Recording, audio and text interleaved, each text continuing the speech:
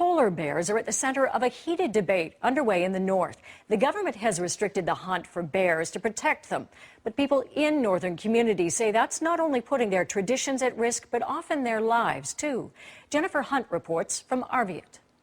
17-year-old Napayok Kagatak's first polar bear is cause for celebration. But in Arviat, where the number of bears people are allowed to hunt has been drastically reduced, this meal is a luxury. The polar bear population in western Hudson Bay, which includes Arviat, is one of two scientists say are currently in decline. Surveys show the number of bears declined by 22% between 1987 and 2004. In response, the Nunavut Wildlife Management Board slashed the quotas here down to 8 bears for the entire region, down from 38 the year before. But for the second year in a row, this community is seeing more bears than ever. Wildlife officials work day and night to keep the bears from coming into town. Even so, there have been 2 defense kills already, including the one Napayok shot. Stephen Kipsiak started counting bears in the fall. He says he's seen more than 300 around Arviat so far.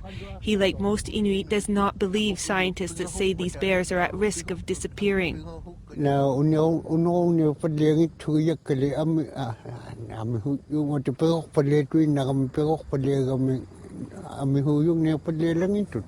don't have to be an Inuk, an Eskimo, to realize that the population of polar bears is not going down. Josie Kusugak points out that the total number of polar bears in the Arctic has more than doubled over the past 30 years.